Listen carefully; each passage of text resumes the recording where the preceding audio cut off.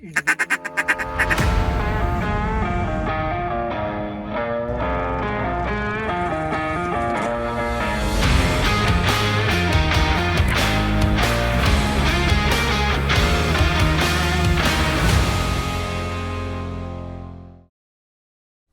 wanted to put this video together to have another video out there to teach newbie hunters, or maybe some folks who are having a hard time figuring out how to master a hen mallard call. I remember when I first started duck calling and duck hunting, it took me a long time and I sounded absolutely terrible. And I can remember going around on YouTube looking for all the how-to videos, and some of them were sort of kind of helpful. A lot of them were not helpful, and I think some of it is because it was coming from competition callers and they obviously don't want to give away their calling secrets. I'm not a competition caller.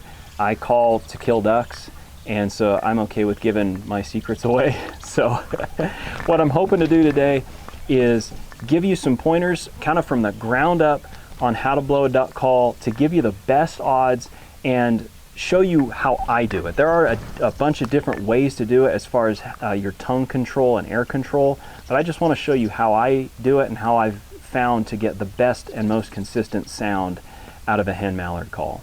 All right, so the first thing is you've got a hen mallard call. They come in all different shapes, sizes, and colors. This is a more expensive acrylic one. If you're a newbie, don't buy this because you're not going to be able to blow it well enough. Practice on a cheap one that's easy to blow. Something like a Duck Commander, that's what I started out on. They take very little air, they're very easy to control. Once you've gotten the hang of that, then if you need to, move up to something like this. But I've killed an awful lot of ducks on just a $20 Duck Commander call.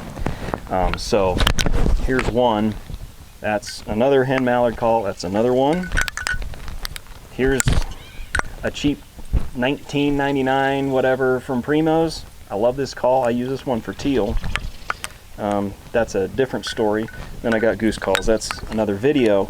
But you've got basic composition on all of these. You've got an end that you blow into and an end that's your exhaust end. And the best way to tell the difference is on all of them, the exhaust end will always be a smaller diameter hole. So this is the exhaust end. That's where the air comes out.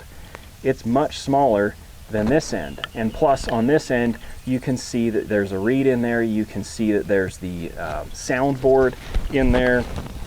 I don't know how well this will show up on camera, but this one's the same thing. That's the inlet end compared to my finger, very large.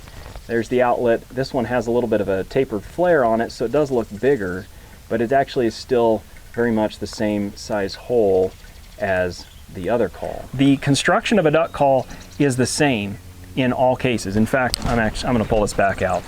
But basically you've got the end that you blow into, the exhaust end here, and they all come apart somehow in the middle. This particular call uses a couple of O-rings to make sure that the mouthpiece stays on. But the basic construction is you have a mouthpiece, it's pretty big diameter, and then your exhaust piece and soundboard, a lot of times that's just one piece. I think pretty much all the calls I've seen has been one piece. There might be other variants out there. But then this piece here is the soundboard, and that's what the reeds actually are vibrating against. And then in the duck call world, generally speaking, you have two varieties of duck calls. You're going to have a double reed and a single reed. They each have their time and their place. Single reeds tend to be better at being loud. So if you're hunting a lot of open water or it's a loud, windy day and you really need to cut through that wind and be super loud, a lot of times a single reed is the way to get it done. Not always. There are some really loud double reeds out there also, but kind of historically speaking, single reeds have been the way to go. If you're hunting more close in, more maybe timber or smaller marshes, double reeds tend to be better. Double reeds produce a more mellow, quieter tone. You can't be as loud with them, but they do have really good finesse and very good duckiness to them. Now, how the reeds are held in on these is all a little bit different. That just varies by the manufacturer. Everybody does it a little different way. This one, I love it because I can pull this off and the reeds stay in place. So I don't have to retune it if I need to clean it, which is something I will talk about another time on, say, I don't know which one of these I want to take apart, but on this one, this was a Duck Commander. This was one of my very first calls. It's a very simple design, very effective design, but it comes apart as soon as you take it apart.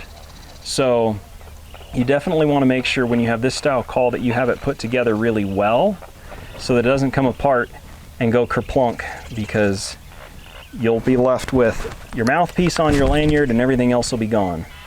So the downside of these is that if you have to take them apart for any reason, whether to clean them or check them or just pull a little piece of, I've gotten like cattail seeds in there, little pieces of food, it could be anything, just dust in general. The downside to these is that you have to take everything apart and you got to reset up your reed. So as a beginner, I would generally not recommend this, but it was interesting because it actually helped me to learn how the duck call goes together and how to put it together in a way that it sounded right, because you can absolutely put these together wrong when you do this.